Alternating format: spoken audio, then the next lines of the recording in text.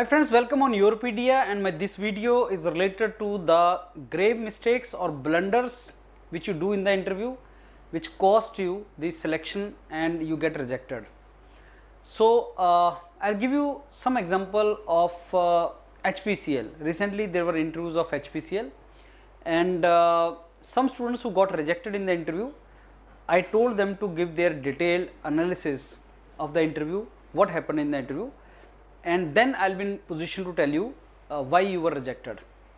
उन्होंने डिटेल में बताया इंटरव्यू का कारण क्या था, और उसके बेस पे मेरे को लगता है कि रिजेक्शन का कारण ये था. आप अपने डिटेल एप्लीकेशन फॉर्म में लिख रहे हो कि आपका ऑल इंडिया रैंक गेट का 72 है. आपको कहीं पूछा नहीं है गेट का आपका रैंक क्या, लेकिन आप लिख रहे हो आपका ऑल इंडिया रैंक 72 है गेट में. ये आप अपनी अचीवमेंट में लिख रहे हो, क्योंकि आपको किसी ने बताया कि अगर आप अपने अचीवमेंट में गेट बहुत हाई रैंक लिखोगे तो आपको HPCL के अंदर सिलेक्शन होगा. You will get selected in HPCL. Friends, understand one thing, interviewer ये चीज़ देखेगा कि आपका अगर अच्छा रैंक है तो आपको IUCL मिल जाएगा, आपको मे बी ONGC मिलेगा, तो आप HPCL या तो ज्वाइन नहीं करोगे या आप छोड़ दोगे. So then interviewer will ask you question in that direction. I am not saying that everyone who will have very good rank will be rejected in HPCL.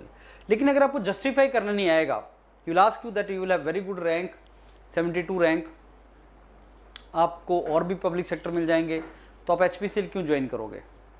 And if you are not in position to justify, जिसके पूरे chance हैं कि आपसे justify नहीं होगा, तो वो आपको नहीं लेगा. इसलिए ऐसी बहुत सी चीज़ें जो आपको रिवील नहीं करनी होती सो दैट आपका इंटरव्यू ठीक जाए, ये उसमें से एक मिस्टेक है. आई ऑल्सो नो स्टूडेंट्स जिनके रैंक बहुत अच्छे हैं और वो सिलेक्ट भी हुए हैं, लेकिन मैंने फिर वही बताया, depends how you justified.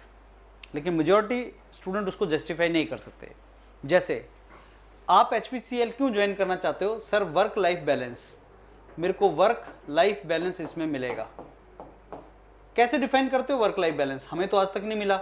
Interviewer ये बोलेगा, हमें तो आज तक नहीं मिला, पूरा 15-15 घंटे काम करते हैं, वीकेंड पे भी काम करते हैं, हमें तो नहीं मिला, आपको कैसे मिल जाएगा? आप जस्टिफाई नहीं कर पाओगे. एक मैंने बहुत बार आपसे बोला कि क्यों HPCL ज्वाइन करना है, इसका थ्योरेटिकल आंसर मत दो, एक्चुअल में बताओ, जिसमें आपकी ऑनेस्टी और आपका सिंप्लिसिटी रिफ्लेक्ट हो. सही आंसर, गलत आंसर. सर, मैं HPCL इसलिए ज्वाइन करना चाहता हूँ क्योंकि महारत्ना कंपनी है और इसमें ज्वाइन करके मेरे को देश की सेवा करने का मौका मिलेगा. I can do something for my country, and at the same time sir I will be doing great work in this organisation. So वो आपने सारा बताना स्टार्ट किया. ये थ्योरेटिकल आंसर है, प्रैक्टिकल नहीं. वो तो ठीक है, तुम क्यों ज्वाइन करना चाह रहे हो? सटनली तुम HPCL इसलिए ज्वाइन नहीं कर रहे हो कि ये महारत्ना है. अगर महारत्ना ना हो, मिनी रत्ना हो, नवरत्ना हो, तब भी ज्वाइन करोगे. सडनली देश की सेवा के लिए नहीं ज्वाइन कर रहे हो, उसके लिए तुम फार्मिंग भी कर सकते हो. तुम्हें अच्छी जॉब चाहिए, तुम अच्छी ग्रोथ देख रहे हो, तुम्हें सैलरी अच्छी मिलनी चाहिए, उसके लिए तुम ज्वाइन कर रहे हो. वो तो तुम्हारे आंसर में आया ही नहीं. तो प्रैक्टिकल आंसर दो, ऑनेस्ट आंसर दो. एक बहुत फ्रिक्वेंटली वो पूछता है आपसे कि आपको अगर हम कोई प्रोफाइल दें, लेट्स से हमने कोई प्रोफाइल आपको दे दिया, तो आप कौन सा प्रोफाइल चूज़ करना चाहेंगे? मार्केटिंग, सेल्स, R&D, किस में जाना चाहेंगे? सर, मैं तो R&D में जाना चाहूँगा. वो क्यों? क्योंकि सर मैंने जितना टेक्निकल नॉलेज है, मेरा जितनी इंक्लिनेशन है, मैंने रिसर्च पेपर बहुत अच्छे पब्लिश किए, मैंने MTech बहुत अच्छा किया, मैं R&D में जाना चाहूँगा. जबकि फैक्ट ये है कि इंटरव्यूअर डिसाइड नहीं करेगा. जो इंटरव्यू लेने वाले हैं वो पैनल नहीं है जो आपको भेजेगा. वो तो बस आपसे इंटरव्यू में क्वेश्चन पूछ रहा है ये जानने के लिए कि आपकी इंक्लिनेशन किस तरफ है. और जो स्टूडेंट HPCL में, जो कैंडिडेट इसलिए ज्वाइन कर रहा है कि उसको R&D में इंक्लिनेशन काफ़ी है, उनको लग जाएगा अगर इसको सेल्स में भेजेंगे, MTech किया हुआ, रिसर्च पेपर अच्छा है इसका, ये भाग जाएगा. आपको ये बोलना है कि सब, मैं एक बार HPCL का पार्ट बन गया तो जहाँ मेरे को भेजा जाएगा, जिस प्रोफाइल में भेजा जाएगा, I am happy in that.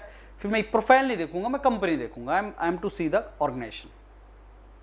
ये HPCL के अंदर कुछ आपके मिस्टेक्स, ग्रेव मिस्टेक्स. फ्रेंड्स, आपको पता नहीं चलता लेकिन आप मिस्टेक्स करते हो.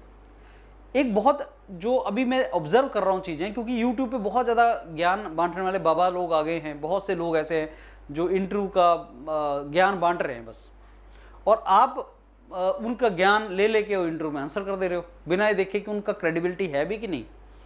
वो जो आपको बांट रहे हैं ज्ञान, उनका क्रेडिबिलिटी है भी कि नहीं, वो वैसे बोल दे रहे हैं और आप वही आंसर इंटरव्यू में करके आ रहे हो और पूरा 1 साल वेस्ट कर रहे हो। Please see the credibility who is guiding you for these things. देख लो कि वो जो बता रहा है वो जेन्युइनली बता भी रहा है, सही आंसर दे रहा है, गलत दे रहा है। मेरे कुछ स्टूडेंट्स के साथ ऐसा हुआ CGP DTM में, अभी रिसेंटली रिजल्ट तो नहीं आया लेकिन उनका इंटरव्यू गड़बड़ हुआ। PhD कर चुके हो आप, इंटरव्यू में जा रहे हो CGP DTM, क्वेश्चन है कि आप अपने PhD में जो रिसर्च आपने की है उसको कंटिन्यू कैसे करेंगे examiner patent and design join करके। सर मैं कंटिन्यू करूंगा, मैं एग्जामिनर पेटेंट एंड डिज़ाइन का काम भी करूंगा और रात को अपने रिसर्च करूंगा। रिसर्च फैसिलिटीज़ कहाँ से लाओगे, मैं क्रिएट कर लूँगा घर में। मशीनें लगा लोगे, हाँ सर लगा लूँगा। फिर करोगे क्या उस रिसर्च से, मैं रिसर्च करूँगा सर। क्यों, मेरे को रिसर्च में इंटरेस्ट है सर। तो एग्जामिनर पेटेंट एंड डिज़ाइन क्यों आ रहे हो, क्योंकि सर जॉब भी चाहिए।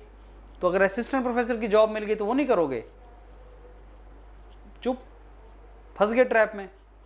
मैंने पूछा कि आपने ऐसा आंसर क्यों किया, आप रिसर्च तो नहीं कर सकते, आपका एक्सपेरिमेंटल रिग है, आपको CGP DTM अगर पेमेंट कर रहा है तो आपको सैलरी दे रहा है, तो आपको एग्जामिनर पेटेंट एंड डिज़ाइन का काम करना है।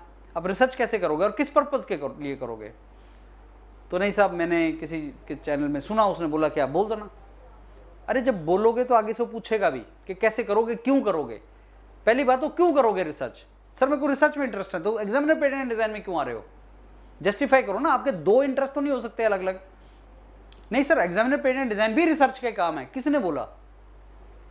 ये रिसर्च और आपको अपने PhD के टॉपिक वाली रिसर्च, दोनों में डिफरेंस है। रिसर्च एक जनरल टर्म है, समझ के जाना। रिसर्च का मतलब हर रिसर्च नहीं होता। मैंने कोई भी डिसीजन लेना है, मैंने अपने बच्चे को स्कूल में एडमिशन देनी है, उसके लिए मैं रिसर्च करूंगा। लेकिन ये रिसर्च और जो लैब में की जाने वाली रिसर्च है उसमें डिफरेंस है। You need to understand that. Mistakes मत करो। कई बार आप बोल देते हो कि आपको जॉब लोकेशन कौन सी चाहिए, सर अगर मेरी चॉइस मिल जाए तो मैं वहाँ पे जॉब लोकेशन लेना चाहूँगा। आप ब्लंडर मत करो, don't do those kind of blunders. कई बार आप बताना नहीं लगते हो अभी तक के आपके अचीवमेंट्स क्या, अभी तक के आपके कहाँ जॉब लगी। सर मेरी 2 जगह मैं इंटरव्यू दे चुका हूँ, रिजल्ट अवेटेड है। अब जैसे इंटरव्यूअर ये सुनेगा आपका रिजल्ट अवेटेड है, 2 जगह इंटरव्यू दे चुके हो, तो ऑब्वियसली उसको लगेगा इसके पास और जॉब ऑप्शंस भी आएंगी। क्योंकि इंटरव्यू ये चीज़ चेक करता है कि आप जॉब अगर आपको लग भी गई तो छोड़ तो नहीं दोगे। These are very very important. Friends, don't make blunders. Interview की अपॉर्चुनिटी बहुत मुश्किल से मिलती है और उस टाइम पे आपको उस इंटरव्यू को अच्छे तरीके से कन्वर्ट करना होता है। मिस्टेक्स मत करना। ये बाबा लोगों की बातें सुन के जितने स्टार्ट हुए हैं आजकल, आप अच्छे तरीके से जेन्युइनली आप कंपेयर करके ढंग से तब आगे जाओ। मिस्टेक्स मत करना, क्योंकि अगर छोटी सी गलती कर दी, ब्लंडर कर दिया, सारे का सारा गड़बड़ हो जाएगा आपका, वो आपको लेगा नहीं। I hope I made my point clear through these examples. Prepare well and don't make mistakes. Thank you.